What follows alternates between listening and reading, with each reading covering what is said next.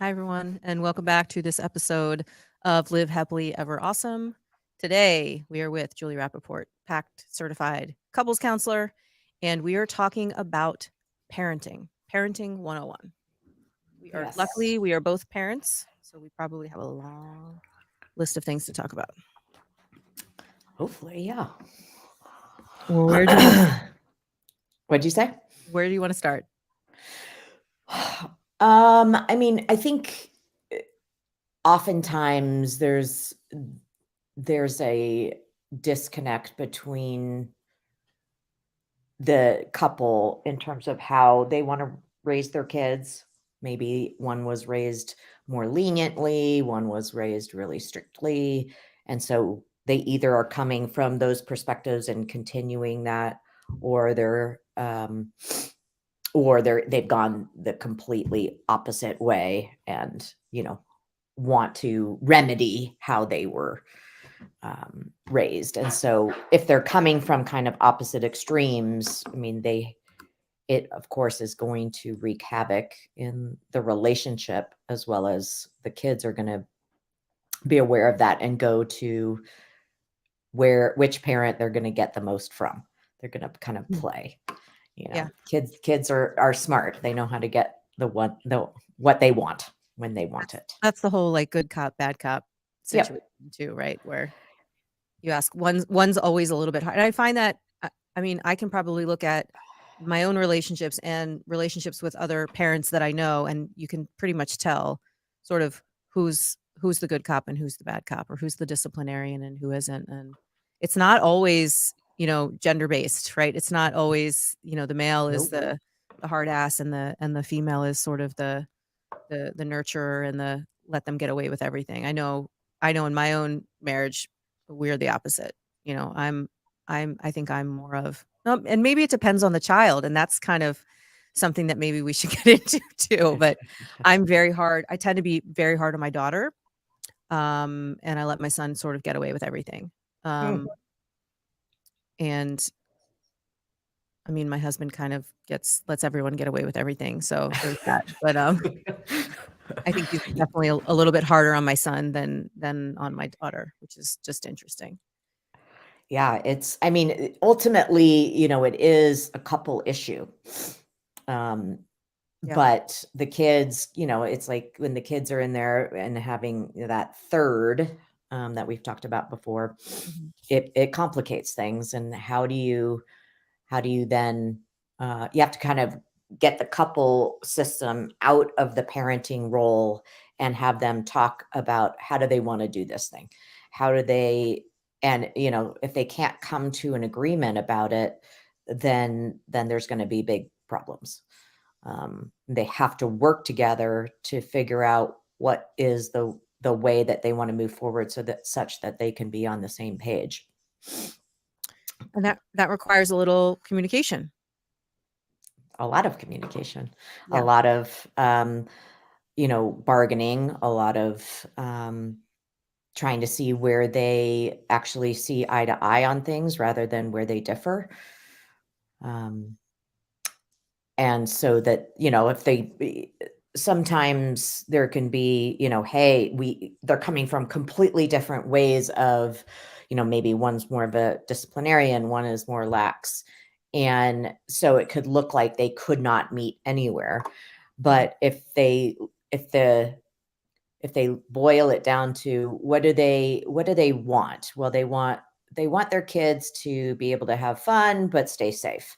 Okay, great. That's a place where they could agree upon, and they move off of that like thing that they have in common to then formulate how they're going to, incorporate probably both things to accomplish that end goal. Okay. And in what ways will the children sort of manipulate those roles? Well, the kids, want what they want when they want it. We all kind of do, and we just understand that's I not the way do. the world works, or It's hopefully true. do. And so they are going to see, they're very savvy, and they're going to say, oh, well, if I go to dad with this question, I'm not going to get it. But if I go to mom, I'll get it. So I will just go to mom. Mm-hmm. And then what happens is then dad feels undermined by mom because mom gave them the thing that he would never say he wanted them to have. And so then that causes couple problems and the kid just gets what they want, you know? Yeah. And then I think that too snowballs into some other things I found in my own relationship. So like my kid's dad will often default to me for permission for things and stuff like that. And they'll ask him and he'll say, ask your mother. And which is fine. Um, and he's doing that to avoid conflict with me, Right. right? Because that's sort of what's happened in the past. But on the flip side, when he defers to me as much as he does, it just bothers me. And it makes me think like, why can't you just like be their dad and make a decision too? And it's like you can't. There's like a no-win situation for him because if he does make the decision and it's the wrong decision, I'm going to be on his ass for making the wrong decision. And if he defers to me, I'm going to be annoyed that here we go again, and I'm the one that has to make the decision. It sucks. What's the wrong decision? The one that is not in The one that I don't think is right. Right. Right. So I think that if we just take that as an example, is like the two of you need to agree upon how do you want to do this, and how do you run this thing? What is the leniency piece? What is the discipline piece? And where does he get leeway to just make the decisions? Mhm. Or is it always going to default to you, in which case you're going to get resentful? It's not Right. but there's something in that there's a right way. It seems like in that scenario there's a right way, and what the right way is, but he's not aware of what the right way is. Right. And I just And want him to make the right way decision and not have it to be me all the time. right, but he doesn't know what that right way is. You have it in your mind, but Correct. he's not aware of it.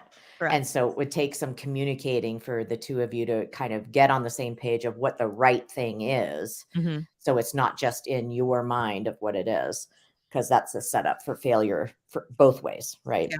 Yeah. No. Um, Good point. That's how that works usually. yeah, yeah. And sometimes what my husband and I have worked really hard on is that if one of our kids asks one of us for something and knows that they had asked their other, me, let's say they've asked me for ice cream or something, I said no, and then I go to work and dad's home, and so they asked dad, and dad didn't know that they asked me, and so gave him ice cream. And so that becomes something where instead of he and I getting mad at one another, we are like, oh, Right. right. They're the We ones talk that with the kids of like, listen, that's not how this thing is played. Like he and I are a team. And if one of us says no, the other one says, no as well, if we're aware of it, and you don't get to play it. Yeah. And so even if this is a silly example, but just say that even if he was if he's like, well, that's silly, why didn't you just let them have ice cream? That he would never state that in front of me or in front of the kids. He Mhm. and I would then talk, and he'd say, gosh, we would present it to the kids that they can't do that. And then he and I would go and talk separately and talk About why about, you were yeah. under the And thing. like, how do we want to do this, and what was going on for you? And that, so we never would, part of that is you never, ever throw the other person under the bus in front of your kids. Never, even if you completely disagree with what they're saying. Yeah. Yeah, that can be Um, damaging, I would imagine. it's extremely damaging. Yeah. And not only just not throwing someone under the bus, but what about like mom and dad are in the same room and, mom's letting the kids have it about one thing or another, and dad is just sitting there quietly, not saying anything. Mhm. And my perception of that is that dad is not supporting mom. And, it's kind of like a lie of omission versus an outright lie. It's like, uh, avoidance, right? Avoiding, not wanting to engage. Can that be just as damaging as throwing someone under the bus? Yes, and obviously it really depends on the relationship because there could be some parent that is like, I don't want you to get involved unless I need you. But Mhm. ultimately, if yes, if I mean we what we don't want is either if somebody so let's just go back to a little bit is in that example, mom would be what's called the regulator, and Okay. mom is going to be regulating the children, kind of, so to speak. And if mom is dysregulated, Sorry, Scott. It's so true. It's triggering. I know. if mom is dysregulated and trying to regulate the children, that's not going to happen, right? She's going to dysregulate the children and it's going to keep escalating. Can you So, can you explain that a little bit yeah. better? So So, I understand if what you the mean kid, by regulating versus dysregulating. sure. So the kids are, angry. And so, in a sense, they're dysregulated, right? Okay. So the kids are angry, they're fighting with mom, and mom is also getting angry and stressed and, kind of, and so everything is hyping up Escalating. rather than, the kids getting upset and mom saying, like, hey, it sounds like you're really upset, let's talk about this, like trying to bring them down into human brain, right? Mhm. But if mom is not able to do that because she's dysregulated herself, um it's let's back that up, sorry, if mom is regulated, Mhm. so she's going to be kind of the master regulator of the children. She's going to be regulated and then she's going to regulate the children, Okay. bring them into human brain. And if that's happening, then, you know, her husband, in that example you brought up, and not saying anything, no No big big deal. deal. Right. Right. Appropriate, right? Mhm. But if the master regulator, mom, is losing her shit with the kids, then you have to have somebody else to regulate the regulator. Okay. Meaning mom in that sense is really needing help and dad is needs to come over and do, and of course we want mom and dad to know one another well enough to know what to do, what not to do, what to say, what not to say, in Mhm. order to regulate their partner such that then mom becomes regulated and can regain master regulator and regulate the children. Mhm. Okay. And oftentimes, what happens is that, and this is just an example of a heterosexual couple, it could be any structure, Mhm. but mom is losing her shit. And dad would come over and be like, why are you yelling at the kids? Yeah. Or, you know what, guys, mom is just stressed. And you know what, why don't you just go out and play? And then you guys could, and then I'll talk with mom. Or, something where if that happens, mom is going to feel pissed. Oh my It's going to God. escalate So her. mad. Right. And it really does undermine Uh, in front of the kids, mom's authority. right. Or ability to just like be calm. Mom's taking a time out now. I'm gonna Right. Or I mean, but it would be great if dad could come over and, whisper in her ear if he knows and this works for her, of like, I love you, you're doing a great job. Mhm. You've got this. And I've got your back if you need it. And then walks away. Right. And then that just helps mom feel like, oh wow, I'm not on my own. Thank you. And so then she can be a better parent. Yeah. Um, or sometimes what my husband often does, which goes into another kind of couple um, principle of secure functioning, but it's actually really helpful. I don't necessarily know if I need it all the time, but it just packs such a statement where, I don't know, one of my kids is entering into adolescence. And so, he is testing out his testosterone and yelling, he'll like yell. And if we're in the middle of something, and then sometimes my husband will jump in and be like, you absolutely cannot talk to your mom that way. Yeah. Right. And so he's protecting me, Mhm. and he's also letting me know that he's got my back, and and those are all things that create safety and security, and that I'm not alone. Yeah. And even though I could say to my son, you can't talk to me like that. Sure. It just feels really good to have somebody on your team, Yeah. right? That's got you. Rather than coming to the kid's defense and saying, well, you yelled at him, so he can yell at you, Yeah. And I would say, so, I was just going to say, I mean, I think we work pretty well together, but sometimes he's just so much better than I am in terms of receiving feedback. Mm.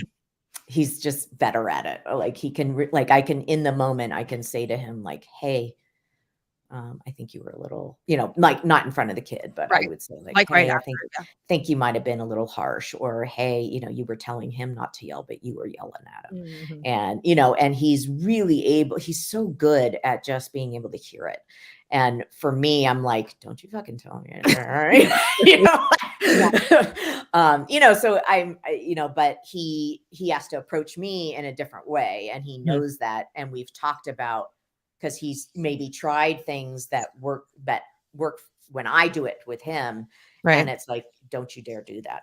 Like Mhm. that will not work for me. And so it's really about getting to know your partner and what will work. It's Yeah. not a cookie cutter recipe, I so like to that. speak. I also think sometimes too, the kids will pick up on sort of how adults deal with arguments or fighting, and sort of take on some of those characteristics as well. I know that in some instances in our household, people like to just sort of clam up and walk away. I noticed that a lot with my son growing up when he would get upset about something, and he maybe didn't want to show emotion. Mhm. He would just sort of, shut down and go to his room and not want to talk. And my daughter to a certain extent, but I think more so my son. My daughter more gets just in this brooding, mean kind of way about her, and just kind of pouts, and there's no getting. She's more wave and he's more island. Yeah, there's no getting her out of that, but he will just up and go. And it's, Mhm. and his dad and I both get frustrated with that. Like, God, he always just leaves, like he doesn't want to talk about it. And that's a tough one to sort of figure out as well. Well, I mean, I think if you deal with that, uh, he's, more than of an internal processor, Mhm. meaning he's not going to externally vocalize what's going on.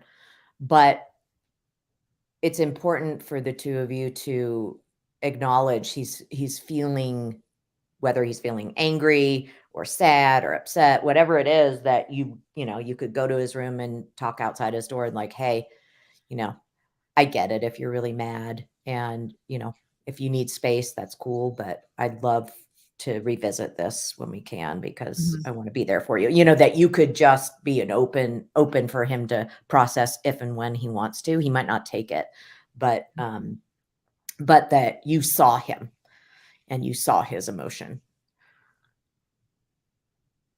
Yeah. He's not home anymore, so I don't have any Yeah. opportunities to try that, but, that would have been good a couple years ago. Grandkids, Right. grandkids. I can Yeah. practice on them for sure. The other thing that, in terms of parenting, well, I mean, there's not just one other thing, but one thing that's really crucial, is apologizing. As parents, you mean, to kids?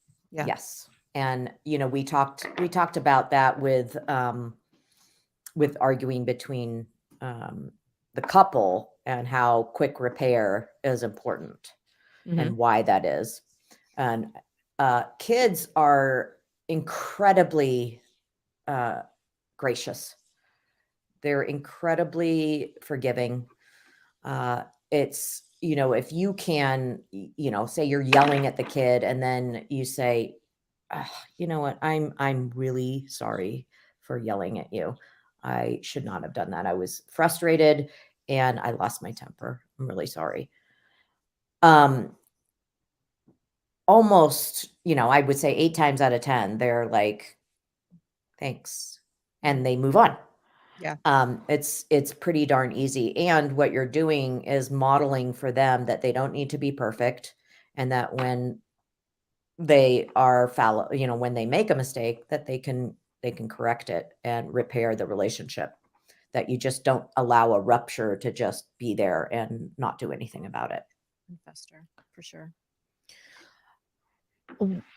What do you have to say about blended families and parenting? Surprise! You didn't know I was going to bring this up. Yeah, I mean that's of course there's more characters involved, so it's Right.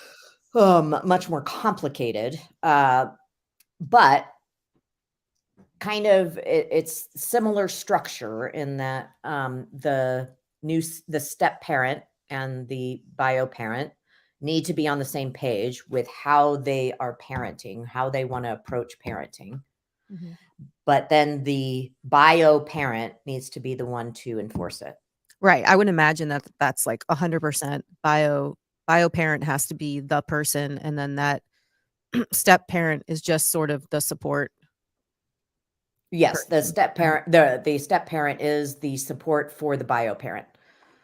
Because I mean the step parent is already kind of at the odd man out position, and the last thing that would work would be for this person to become the enforcer. It just sets that person up to be the bad guy. Haha, Joe. Yes. I know Joe, so I know what he's talking about here.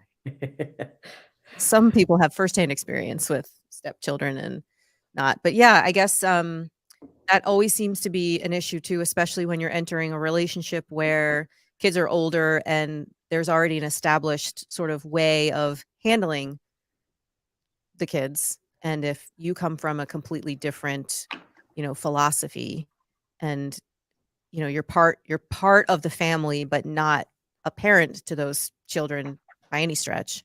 Um, it's got to be difficult for everybody involved to not to have to bite your tongue, for one, and to not sort of get into arguments with your spouse about the way they're doing it, even though that's the way they've been doing it, whether it's right or wrong. It's kind of, you know, not your place maybe to suggest or make comments. Well, I mean, you might think that, but the problem is that let's just say it's a woman who remarries. Okay. And so there's the stepdad and the bio mom. The bio mom, the mom chose this partner, Yep. and there's children involved. And so part of that is going to be parenting.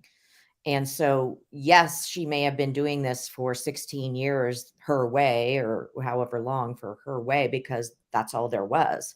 Mhm. But there's a new character and in the play, and she doesn't just get to steamroll them. She has to change in order to to have equal power, right, in the relationship for the new parent, the step parent. Because again, if she really wants to bring that person into the fold and have him be seen as equal to mom, she has to establish that hierarchy. It can't be that what she says goes and then he's one of the children kind of thing. Mhm. That's just Yeah. never going to work. And it's going to have the kids lose respect for him, and it's not going to go well. Mhm. So they have to then renegotiate of, hey, I parent differently than than you do. I know you've been doing this for 16 years on your own, but we need, this is where I think I could help, or how I see things differently. And they have to get on the same page, and things might change then for the kids. And then you have a conversation with them about, hey, I know this might be hard, but we're going to change it a little bit. And this is why. So, it's kind of letting the kids know why the things are going to be changing, but also that, ultimately, if one person is doing all the parenting, even if they are a really good parent, they still have blind spots. Sure. And so, having that second pair of eyes that balances those things out is just going to be beneficial to the kids in the end. Unless, of course, well, if they let it go all the way to the other extreme, it's not going to benefit them. Yeah. Let's back up into new relationships. Pre-kids. Is getting a pet good practice for parenting? I think so. I actually really do. I think it's you learn a lot about somebody. And it can really prep you of like, hey, you seem really to let the dog, do whatever it wants to do. Or, hey, you seem like you're so strict and so mean with this dog. Like, what's going on? And then it could lead into conversations of, number one, how do you want to work with the dog and parent the dog? But also, hey, if we have kids down the line, this isn't going to work. And I want to, Getting a dog after kids is the same. Yeah. yeah. Yeah. I mean, it highlights the problems that you would have if they were children. Yeah. We got a dog before we got married and we almost broke up.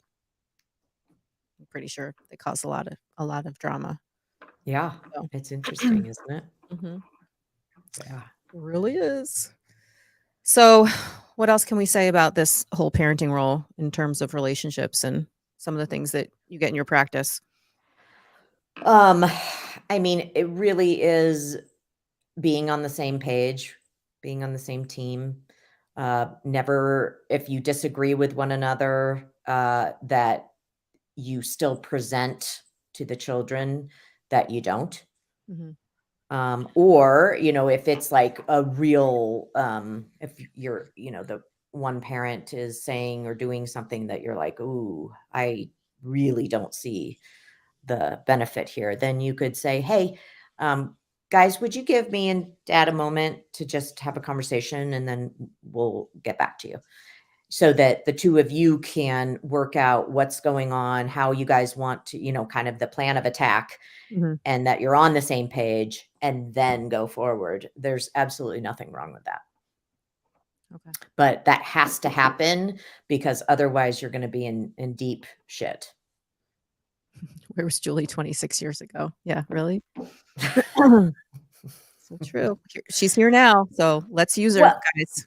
I think that's actually something that I was thinking about yesterday is, it's just so interesting that, people talk about, kids, it's one of the hardest job you'll ever do, but most rewarding or something, or gosh, relationship is, so hard. And I just started thinking about it. I'm like, you know what? Like, why the hell aren't we in school, like teaching kids how to have a good relationship, how to be a good parent, how to do these things so that our divorce rate isn't what it is, or, the happiness is more prevalent. And it really irks me that we don't set people up for success with these things. We're just like, well, it's the hardest thing, and nobody's talking about how you should, do it better.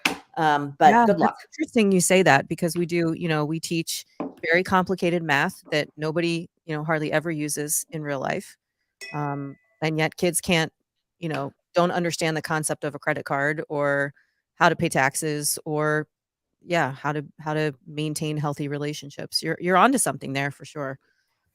I don't know. Yeah, It sounds like a tall order, but yeah, somebody I was talking to yesterday was like, well, you're going to have to go to the school board. You're going to present your right. case. You're going to have to implement it in the schools. And I was like, whoa, whoa, whoa, whoa, whoa. Hold on. I'm just the In the idea world person here. Yeah, here. right. Yeah. Somebody Someone else can execute it. execute.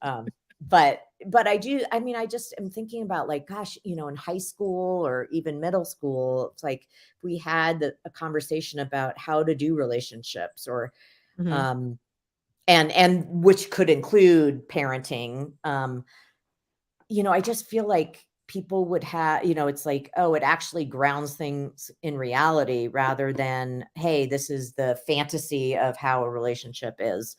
Right. And that it We just works. learn from rom-coms and social Yeah. media and, what we And they see. just, people just have this idea of like, oh, it just should work. I'm like, what makes you think that two people that were raised completely in different environments with different parents, with different cultures, with different, that it should just work?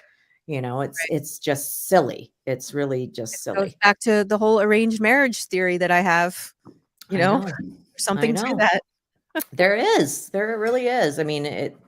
One, especially if it's, if you look at cultural differences, that's a huge one that people, we're going on to a different topic here, Yeah, but it's okay. it's a You can. huge one Yeah. that people often overlook, because maybe they just don't see their partner as, that they're like, well, yeah, that's, of course, they're, Lebanese, but I don't see them that way, Mhm, mhm. or, and religion or whatever can play into all of it, and they don't consider, if you don't consider those pieces, you could be missing the crux of what's actually happening.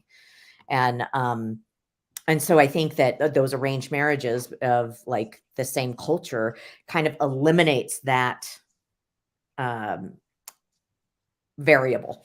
Yeah. Well, and when you think about it too, it's both families are very supportive of that relationship, right? Because they've got sort of oh, what am I trying to say?